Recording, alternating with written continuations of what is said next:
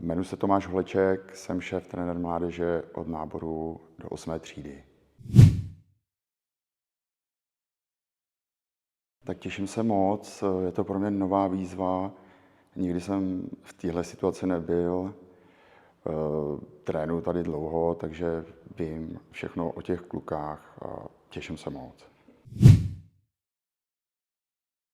Na této výzvě mě nejvíc láká práce s trenéry, stmelovat ten kolektiv trenérský, aby jsme navazovali prostě podle kategorií, aby jsme si řekli, co daná kategorie by měla umět na konci té sezony, aby to na sebe navazovalo a plnit takovou tu koncepci, kterou jsme nějak tak už vytvořili a aby to na sebe opravdu navazovalo a bylo to tak, jak si řekneme.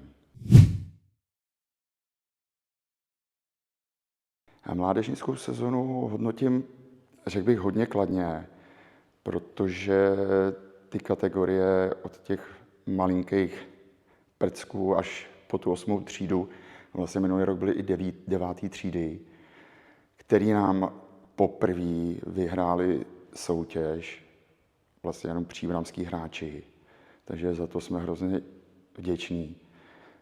Takhle bychom to chtěli navazovat i nadále, protože nám dorůstají další kategorie, které jsou naplněné úplně mega, až 25 hráčů na manšaft, což se nám tady nikdy nepodařilo a chtěli bychom to stavět dál takhle na těch našich hráčích. Tak změny.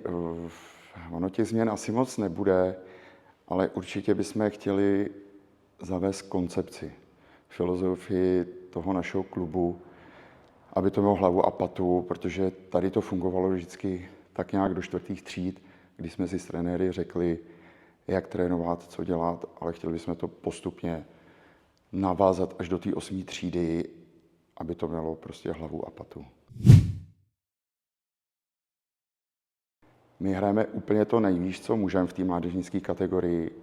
Samozřejmě bychom chtěli do budoucna to nejvíc, a to extraligu dorostu juniorky, což malými krůčky teď děláme, protože juniorka postoupila do ligy dorostů a máme v lize dorostu i starší dorost. A teď máme pracovat na tom, aby jsme tam dostali ještě mladší dorost. Takže nejvyšší cíle jsou extraligy. Tak mé cíle jsou hlavně stmelit trenéry. Stmelit trenéry s hráči, hráčky i, samozřejmě máme tady i hráčky, aby to fungovalo jako tým. Tým, samozřejmě i rodiče, naslouchat rodičům, naslouchat hráčům, i když jsou to nejmenší kategorie, nejmladší, tak prostě být s nima provázaný a fungovat jako jeden tým.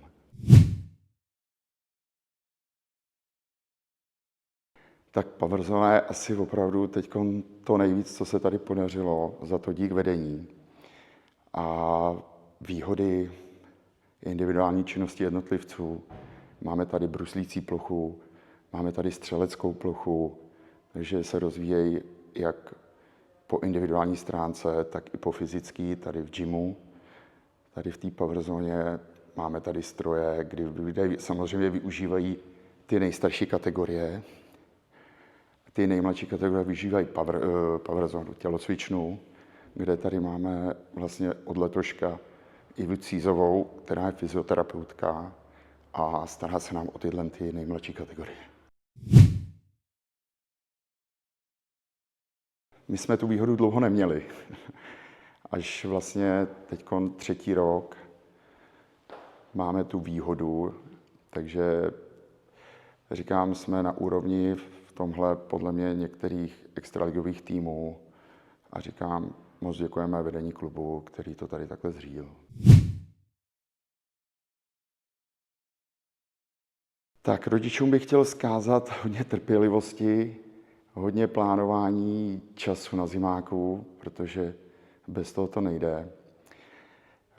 Dětem bych popřál hodně zdraví, hodně úspěchů a aby je to bavilo.